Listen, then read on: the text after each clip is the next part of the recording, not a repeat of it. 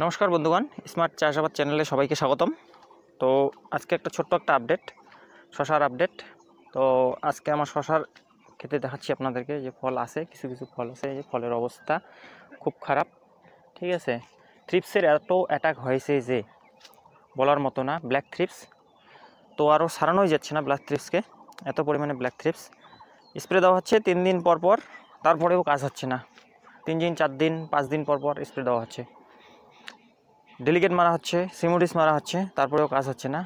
আর যারা যারা বাংলাদেশ থেকে দেখতেছেন তাদেরকে বলবো, আপনাদের ওখানে কি ব্ল্যাক থ্রিপস আছে কি না সেটা আপনারা কমেন্টে অবশ্যই জানাবেন।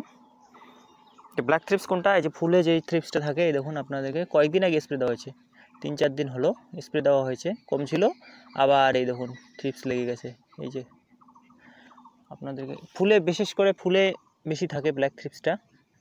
এই যে দেখুন থ্রিপসটা ঘুরতেছে, এটা হচ্ছে ব্ল্যাক থ্রিপস। তো এটাকে কন্ট্রোল করা খুব মুশকিল হয়ে যাচ্ছে। এটাতে ডেলিগেট দেওয়া হচ্ছে, যেটাতে স্ম্যানিটুরাম আছে, তারপরে কিপ্রো দেওয়া আছে, ইমিডাক্লোপিড প্লাস ফিপ্রোনিল যেটা আছে সেটা দেওয়া হচ্ছে, সিমোডিসেও কাজ হচ্ছে না। ঠিক আছে, আর কি করা যাবে, এই হলো ব্যাপার, এই হলো পরিস্থিতি। আর ফল ড্রপিং তো প্রচুর পরিমাণে ফল ড্রপিং হচ্ছেই। এই যে ফুল, আগের ফলগুলো যে ছিল, আগের ফলগুলোতে তো প্রচুর পরিমাণে ড্রপিং হয়েছে, তারপরে কিছুটা স্প্রে দেওয়ার পরে কিছুটা কন্ট্রোলে এসেছে, তারপরেও আসে। এই 4-5 দিন আগে স্প্রে দেওয়া হয়েছিল, আজকে দেখতেছি যে আবার আসে।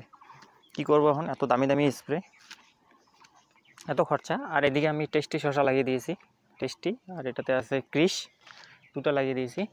এটা হচ্ছে টেস্টি আমার এইটা, আর এটা হচ্ছে গ্লোসিটার একটু অবস্থাটা ভালো আছে, টেস্টিটার অবস্থাটা তো আরও বেশি খারাপ। গ্লোসিটা একটু আগালগুলো আছে, যে আগালগুলো একটু একটু ঠিক হচ্ছে। তবে যেটা ইউলো থ্রিপস আছে, বাংলাদেশের বন্ধুরা যদি দেখে থাকেন, ইউলো থ্রিপস যদি আপনাদের অ্যাটাক দিয়েছে, ইউলো থ্রিপসটা কোনো ব্যাপার না, একটা ডেলিগেট মারলেই সব চলে যায়। ইউলো থ্রিপস কথা সুলসুলি পোকা যেটা বলা হয়, ছোটো ছোটো, সেটা চলে যায়, কিন্তু ব্ল্যাক থ্রিপসটা যাচ্ছে না।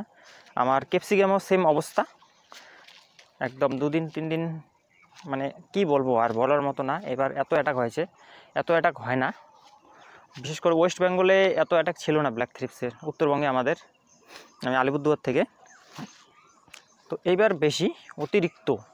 তো এটা দেখুন আমার হচ্ছে, এটা হচ্ছে গ্লোসিটা একটু ঠিক আছে তবুও। আর এনপিকেও দেওয়া হচ্ছে না, মাইক্রোনিউট্রনও দেওয়া হচ্ছে না, সেই কারণে অবস্থা খুব খারাপ। কারণ থ্রিপসের ওষুধ দেবো না, আমি এনপিকে দেবো না মাইক্রোনিউট্রন দেবো, মানে আমার এইরকম অবস্থা হয়ে গেছে, কোনটা দেবো কোনটা দেবো না, এই জন্যই আর পারতেছি না। কালকে জল দেওয়া হয়েছে, আবার রাত্রে আবার বৃষ্টিও হয়েছে, তারপরে আবার ফ্রুট ফ্লাইও লাগছে, ফ্রুট ফ্লাইও ট্র্যাপ লাগাতে হবে। দেখেছি ফ্রুট ফ্লাই, এটাতে ফ্রুট ফ্লাই,